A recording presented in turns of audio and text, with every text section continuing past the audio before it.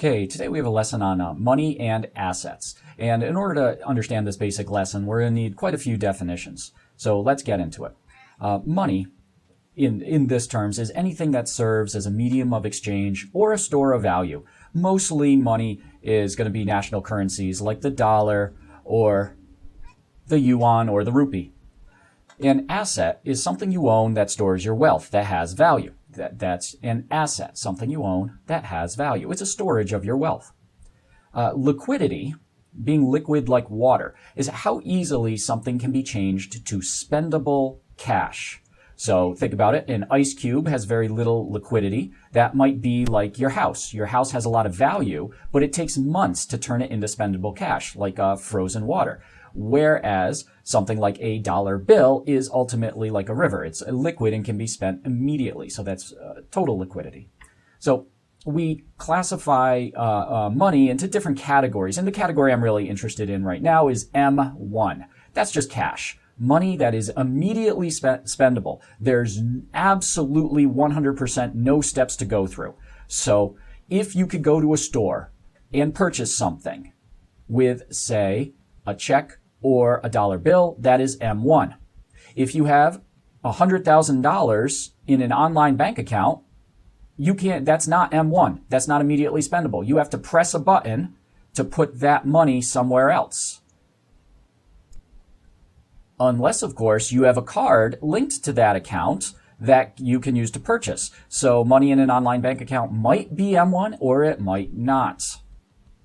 Fiat is government order. Government makes an order and it's law. That's called fiat. Average annual return, AAR. That would be the average percent per year an asset changes value. Okay, not just in 1 year, but over multiple years. We're thinking if you hold an asset for 5 or 10 years, at the end of 5, 10, 15 years, what's the average that it would have gone up per year? Now, volatility is the fluctuations in value up and down. So something next week could be worth double. Something the week after that could be worth half.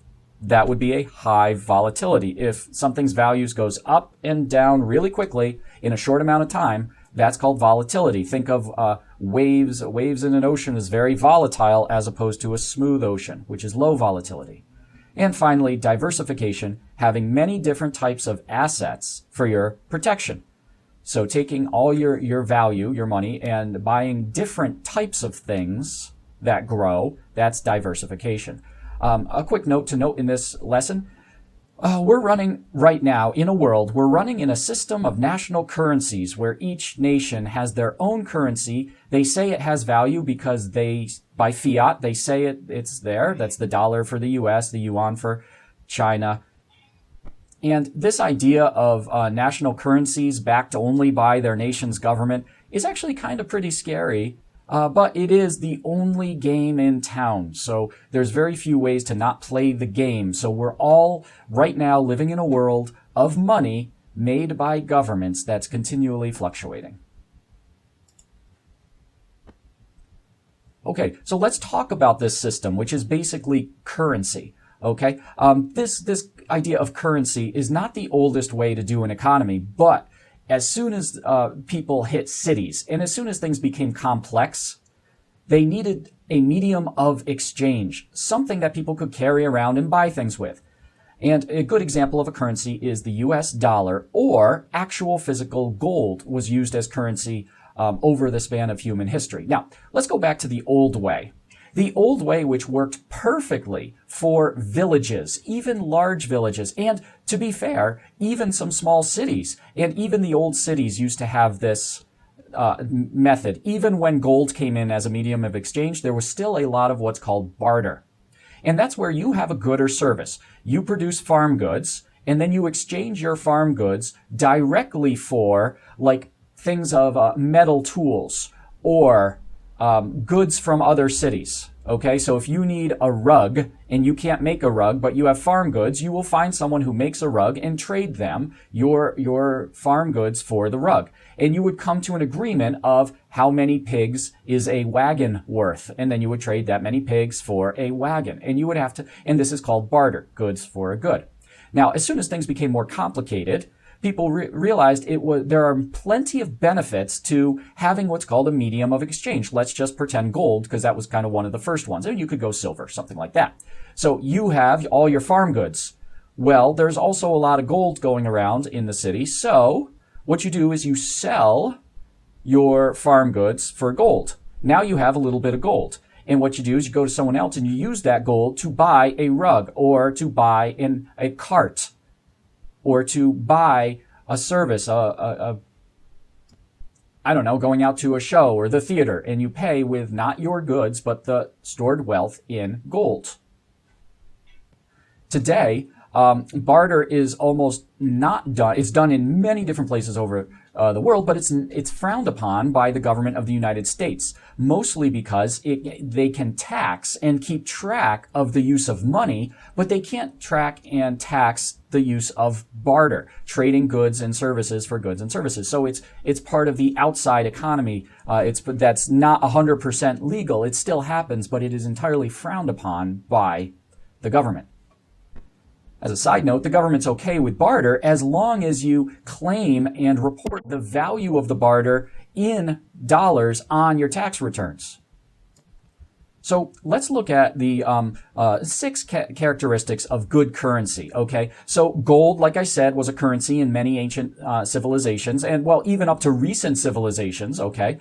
And gold has been replaced by government currency such as the dollar, okay? So anything could be used as a currency. A cow could be used as a currency, but certain currencies make an economy run more efficiently. So here are 6 characteristics of a good currency, and we can see whether a dollar is good currency, a cow is good currency, or gold. First, a currency needs to be durable. It needs to withstand the test of time. So if you have dollar bills, or if you have coins, physical coins, they're going to last your lifetime, okay? And I get it, dollar bills get replaced because they get worn out, but if you are storing dollar bills, they're pretty good. You can put a dollar bill in the wash, you can crumple it up. It can survive any normal daily activity in much the same way a piece of gold can be. Okay, so gold stays a long time. Now, a cow is not necessarily durable. Cows get diseases. Cows, if the cow goes through a washing machine, it's probably going to die. A cow dies on its own. The value of the cow, your cow will go away if you don't spend it. You can't store a cow for a very long time. So it's not the best for a currency. Currency should be portable. You should be able to take you should be able to take it down to the store easily. You should be able to take the currency to a car dealership to buy a car. Now, dollars are entirely portable, and we've made them more portable over the years. We've turned actual physical coins and bills into checks. We've turned not even the checks. We can have now cards, debit cards that we can carry around. We can carry around hundreds of thousands of as much dollars as you would ever carry around. We can carry around in our pocket, and to some degree, gold was very portable too.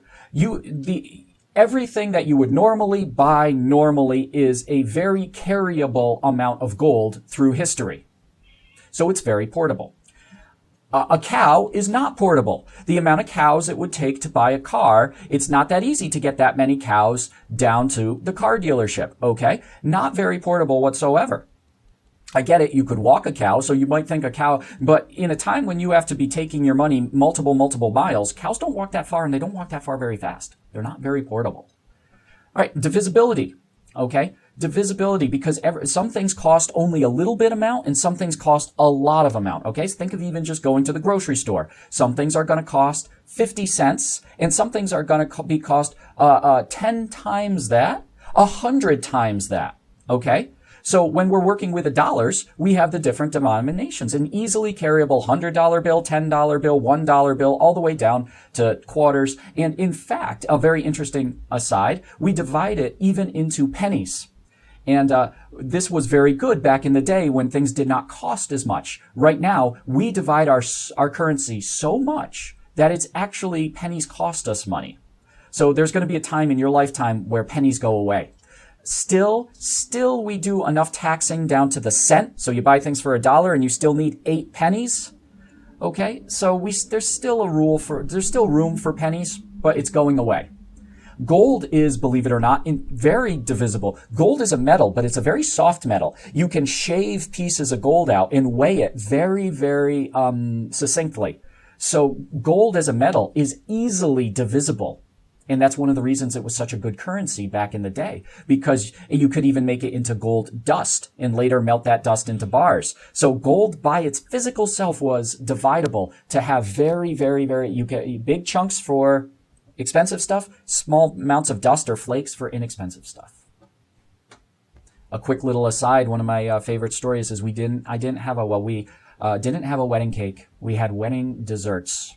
And so we had cupcakes and little pieces of things and cookies, and it was as tasty as a wedding cake. And one of the options was I could pay a little bit more dollars and I could have cupcakes covered in gold flakes, entirely super thin, weighs almost nothing gold flakes, because gold is so divisible. And I saw that and I said, heck yes. You know what I want to do? I love history, and I know gold was the historical currency of history. And when given the opportunity to shave some gold onto my wedding cupcakes and then ingest the gold and eat a part of history and later to poop it out, sign me up. So our wedding was full of eating gold flakes. Now they were worth hardly anything because they were so light and so sparkly. Totally worth it. Nailed it. Good money should have limited supply, okay? There is a limited supply of gold. Someone can't just go out and just find extra gold. You could see why leaves would be a horrible, horrible currency, because people would just keep growing bushes to get more leaves, and eventually it would just crash the whole economy, right? Believe it or not, cows are kind of limited in the sense that it's tough to grow a cow, and not everybody can just grow cows and become rich. So cows, they do have a limited supply, and dollars have a limited supply because the governments control the amount of money. Another characteristic of good currency is uniformity. It has to be all the same. Every dollar is a dollar. There's no one examines a dollar and says this dollar is more special than the other. A dollar is a dollar is a dollar. Just like if you test it, you can easily test it. Pure gold, 24 karat gold. It is an element. It is exactly one thing. Gold. And so every piece of gold is the same as long as it's pure gold, which is easily testable. Now, cows are bad at this because they're not all uniform. Some cows are more expensive, which are bigger. They weigh more, which would be more expensive. Some cows are old and sickly, which means they would have less value. You can look at two different cows and they're both cows, but they would have different values. That makes it not a good piece of currency. Oh, did we even go into divisibility of a cow? Yeah, imagine going shopping with old Bessie down to the supermarket, and you want to buy a couple peanut butter cups, and they're like, these peanut butter cups are $1.50. Well, you only got a full cow, Bessie. She's worth much more than 1-2 piece of peanut butter cups. How are you going to divide Bessie? Or be like, come on, Bessie, this peanut butter cup's worth about an ear, and then you pay the ear. Cows aren't dividable. You sick person. They fail the divisibility test. Whereas gold and dollars pass it. And finally, acceptability. Good currency has to be accepted by everybody. And like when you say gold, it fills so many other of these good currencies, everyone back in the day would accept it. And it just seems natural that gold should be a medium of exchange. Now, the US dollar, it is ordered by fiat, government order, that it is our currency. Any place doing business has to accept dollar as a currency. They can't say no. It's by order of the government. Now imagine if we were using cows as currency. You would have some people that need cows, so they would accept it. Some people that don't need cows, so they wouldn't accept it. Cows would not be universally accepted everywhere, okay? So it would be a bad currency because it's not accepted everywhere. And these are 6 major categories of what makes a good medium of exchange. So I want to take this time to go into some of your typical stores of wealth, your typical assets that you will have over your life. And when we're looking at stores of wealth, we think of 2 things. What happens to that value of a store of wealth every single year? Or more specifically, what happens to it over 5 or 10 years? And that would be its average annual return. Does it go up every year? Does it stay the same every year? Or does it go down every year? And we also look at how fast, how quickly does it change value? Can the value of your asset go way up and way down within a year, within a month? Or does it stay very stable and either grow or go down, very stable. It's the difference between plot it on a graph of up and down, up and down, up and down for a short amount of time, or is it just a straight line, and that would be very stable. And that's called volatility. Low volatility is stable. High volatility means that the value fluctuates a lot quickly. Okay. So here are some typical assets you're going to have and store your wealth. Hopefully you will be storing your wealth because that's what you need for retirement, and money makes money and you want to be part of that game. So you could have cash, literal dollars sitting in a bank account, okay, in a bank account, or cash under your bed just stored in your house. The average annual return of cash is actually negative 2 or 3%. If you have a $100 bill and you keep it in your pocket for 1 year, the first year, the $100 bill can buy 100 M&Ms. So the first year, a $100 bill can buy 100 tiny little M&Ms. The next year, because of inflation, prices rise, and that $100 bill can buy 98 M&Ms. It's called the purchasing power of money. So just by holding cash every single year, you can buy 2% less because prices rise. But it is very stable. It is a stable 2 to 3% loss of value every year. So having cash is not a good place to put your money. You have to have a little bit of cash for emergencies. It has to, because cash is very liquid. So you want some liquid money, but you don't want to put a lot of money in it because cash is losing value 2 to 3% per year. So you could lend your money, and when you buy CDs or bonds or you give loans, you lend your money, and your money will actually grow by 1 to 3% per year, and it's very stable. That's basically breaking even because I told you prices rise 2 to 3% a year. So if you have a big chunk of money and you lend it and businesses give you interest back, you're basically breaking even. It's better than keeping it under your mattress, but it's basically not growing for you. You could take your money and buy parts of companies. This is called stocks on the stock market. The average annual return of stocks is growing 6 to 8% per year. So if you invest $100, theoretically next year you'll have 108, and then you'll have 117, and then you'll have 127. You see how it keeps growing every year. That's a good deal. But that's the average annual return. You got to be in for a long time because stocks go up and down and up, and there's a crash, and then it comes back, and it crashes, and it comes back. It's volatile over the years, but on average, it goes up 6 to 8% per year. So if you're in it to win it for the long time, it's a good place to put your money. Gold and metals is a little bit less than 6. It acts differently than the stock market, but once again, precious metals and golds is a place to put your money. It is still volatile with ups and downs. It just acts a little differently than the stock market.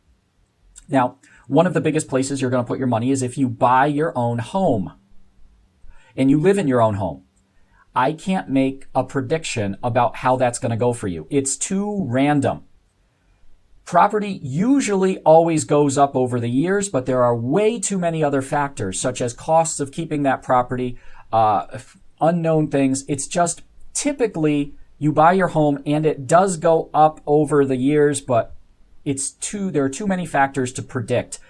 It's even too many factors to predict whether owning your own house is the right thing to do or a good investment. There's too many things to think about. But typically, you don't lose money owning your own home. But even that, I can't say for sure. But many of you will own your own home. Now, if you own property to rent out or you invest in landlords, you could do it two ways. You can be a landlord yourself or you can invest in landlords. Once again, that usually makes you 6 to 8% per year of growth. It is volatile, though, in the same levels of stock markets or gold. So you got to be in it to win it for the long haul to get the average of 6 to 8 per year.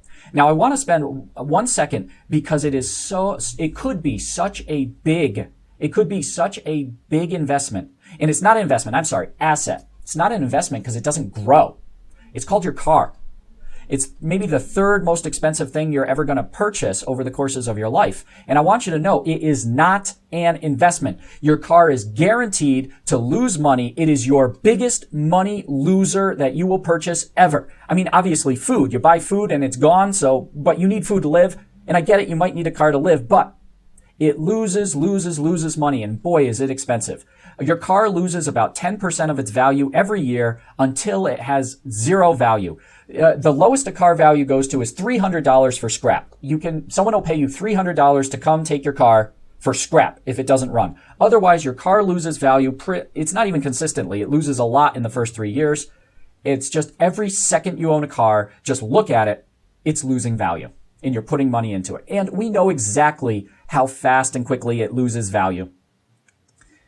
And because your car is a guaranteed loser, this is one of the most important things that no one knows. You try to save as much money. You try to get the cheapest car that still fulfills your goals. Every single dollar you spend on a car is wasted money that could have been invested in something that grows 6 to 8% a year. People think a car is exactly the same as it is not. The best thing to do with a car is to buy the cheapest car that fulfills your goals and use the money you saved by not buying an expensive car to invest in your retirement account. And the money, instead of going to zero, it grows. It's even worse because sometimes people take loans for a car. And not only does the cost of the car go to zero, but they also have to pay the cost of the loan. Cars can end up there you go. Enough said about cars. So the answer is, where should you put your money? It's called diversification. Put a lot of your money in stocks. Put some of your money investing in landlords. And if you don't want to be a landlord, invest in other landlords. Maybe own your own house. Maybe. I would combine the two, owning a house and renting, sort of. Maybe put a little bit, not a lot, 5% into gold or metals. Maybe loan 5% out when you're young. And so that is diversification. If you have your money in many different places, if stocks are bad for a while, maybe property's doing well. If stocks are bad for a while, maybe gold's doing well. You want to spread out your investments. Don't ever put all your eggs in one. So 2 rules. And we'll do these rules later and more in depth. Number 1, be in it for the long haul. Be in it to win it for the long game. And number 2, spread out your investments to different categories of assets. Okay, so I want to finish up with some random money thoughts. And these are just like thought teasers that plant the seeds, like to plant the seeds of a money tree. So you can think about it more on your own. Money puts a price on everything. Jobs, activities, time. Everybody can look at their time and say, I could be doing my second job, and everyone's free time now has a money value to it. Okay? When you're a farmer, your free time, there's only so much you can do. There's only so much you need to do. But now that we use mediums of exchanges and currency, your free time has value to it.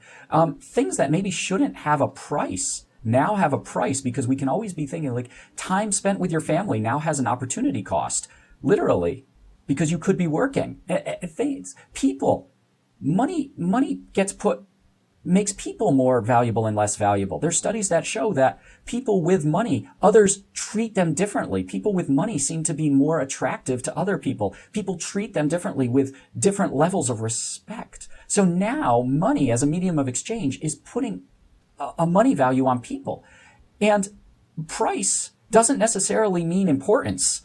So, some things have a price, but some things that shouldn't have a price still have a price. And does that make us value it differently?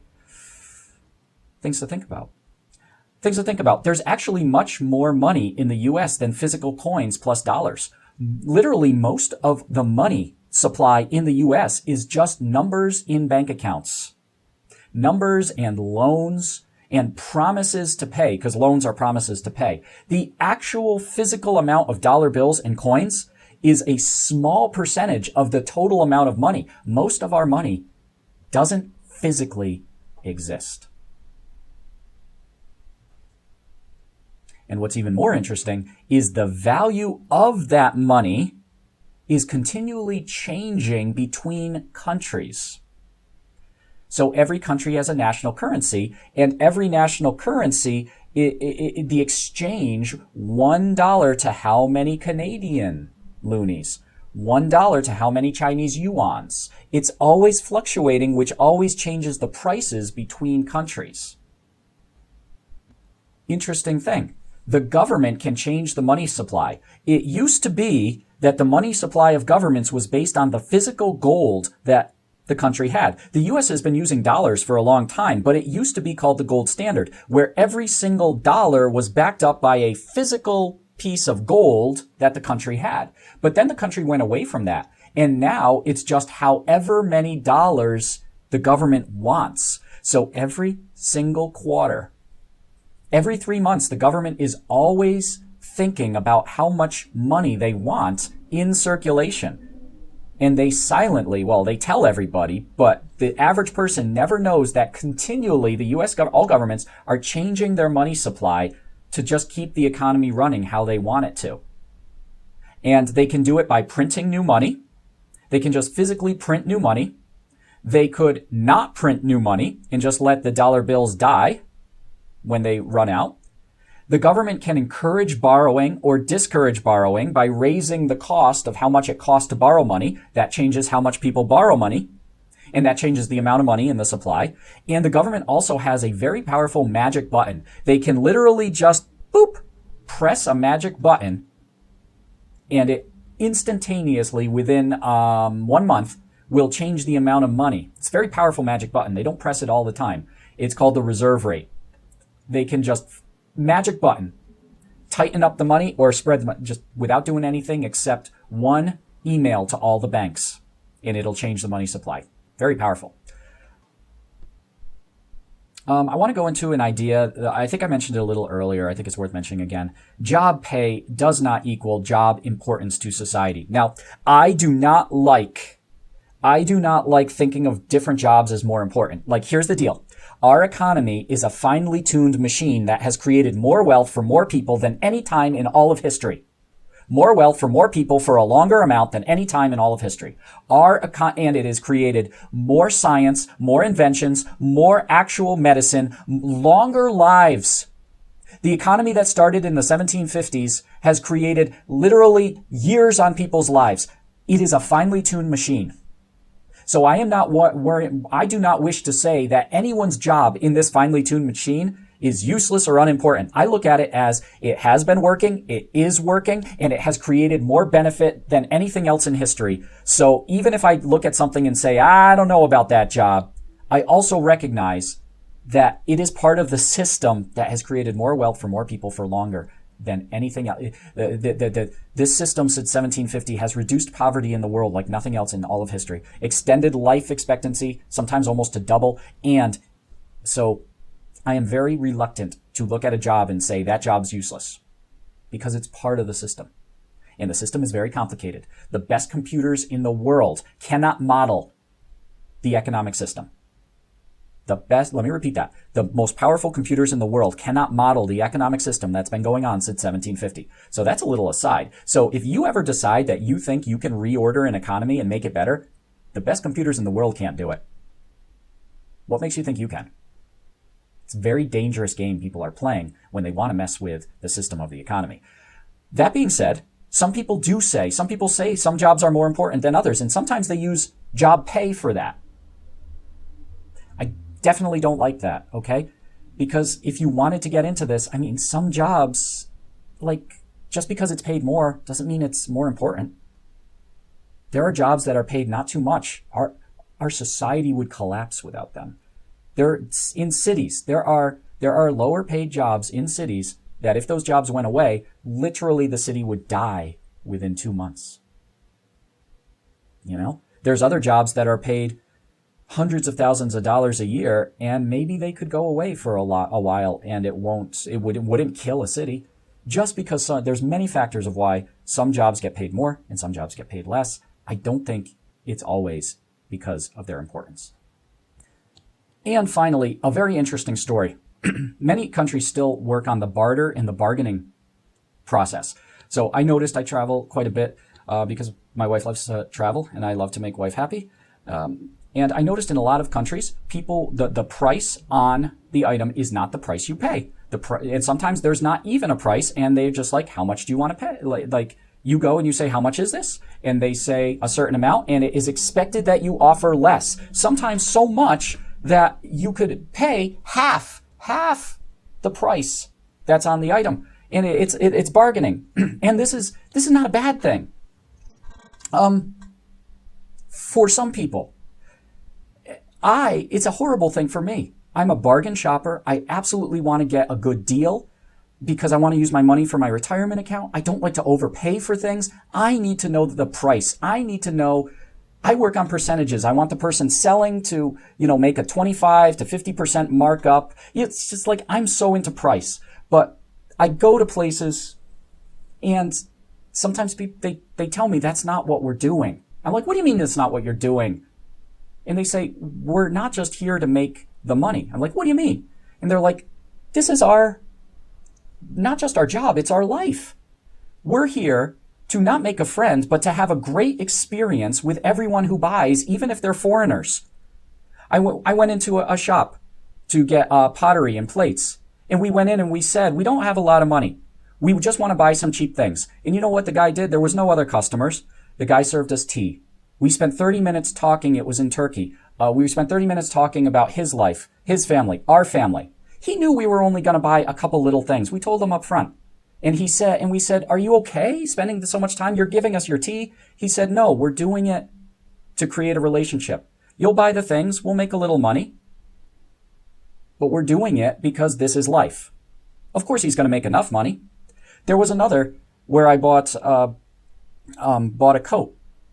And I really didn't care about the price. I kind of asked my guide, the guide said he can't even give me a good price. So I had to go in and I don't know if I got a good price I did later because I asked the guide and he said, yeah, that was a good price. But in the end, I remember the seller, after spending a lot of time showing me everything, just talking, having a great experience, the seller asked, now look, because we bargained. And the seller said, are you okay paying this money for this? And I said, yes. I didn't know if I got a good deal. I didn't know if I got ripped off. But the answer was there was no ripping off. If I paid twice what someone else paid, that seller made sure that I was happy with what I had, even if I double paid what someone else would have paid. He was obviously happy selling it for the price, but he made sure I was happy. And I left that going, you know what? Maybe there's something to it. I didn't get caught up in whether I got a good deal. I just made something that was beneficial to both people, him selling and me buying. And if I overpaid, I overpaid.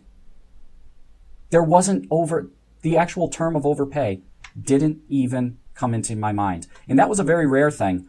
And that's bartering versus set prices. And I guess I like that, but normally I like set prices. All right. And that's money and assets, the basics. Thanks for watching.